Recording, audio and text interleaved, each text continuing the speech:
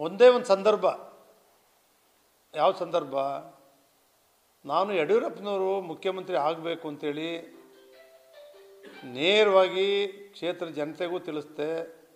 50,000 ಜನ ಸೇರಿಸಿ ಯಡಿಯೂರಪ್ಪ ಮುಖ್ಯಮಂತ್ರಿ ಆಗಬೇಕು ಅಂತೇಳಿ ಟೌನ್ ಹಾಲ್ನಲ್ಲಿ BJP ಸೇರಿದ ಮೇಲೆ ನಾನು ಸೋತಾಗ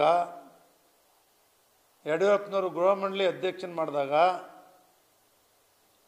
JDS ಕಾಂಗ್ರೆಸ್ಸು ಸ್ಥಳೀಯ ನಾಯಕರುಗಳು, ರಾಜ್ಯದ ನಾಯಕರುಗಳು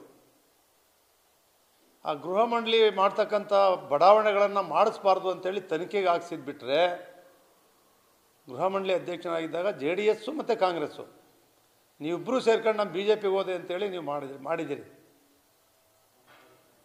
ಆದರೆ ಅವತ್ತು ಎಷ್ಟೊಂದು ಇದೇ ರೀತಿ ನಾನು ತೇಜವಧೆ ಮಾಡ್ತಕ್ಕಂಥ ಹೇಳಿಕೆಗಳು, ಗೊತ್ತಿಲ್ಲದೆ ಇರ್ತಕ್ಕಂಥ ಸಂಬಂಧಪಡದೇ ಇರ್ತಕ್ಕಂಥವ್ರಿಗೆಲ್ಲ TV ಸ್ಟೇಟ್ಮೆಂಟ್ಗಳು ಬೇಕಾದಷ್ಟು ಕೊಡಿಸಿದ್ರು.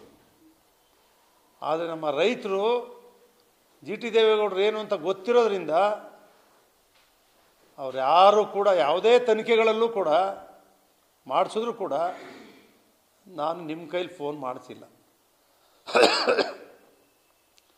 ಸಿದ್ದರಾಮಯ್ಯನವ್ರು ಗೊತ್ತು, 25 ವರ್ಷ ಅವ್ರ ಜೊತೆ ಇದ್ದೆ. ಒಂದು ದಿನ ಅವ್ರ ಕೈಲಿ ಪೊಲೀಸ್ಗೆ ಒಂದೇ ಒಂದು ಫೋನ್ ಮಾಡಿಸಿಲ್ಲ.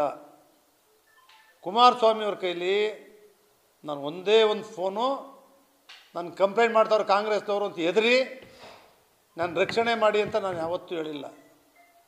ನನ್ನ ಮಗನ್ನು ನನ್ನ ಬಂಧಿಸ್ತಕ್ಕಂಥ ಜೈಲಿಗೆ ಹೋಗ್ತಕ್ಕಂಥ ಅಪರಾಧ ನಾವು ಒಂದೂ ಮಾಡಿಲ್ಲ.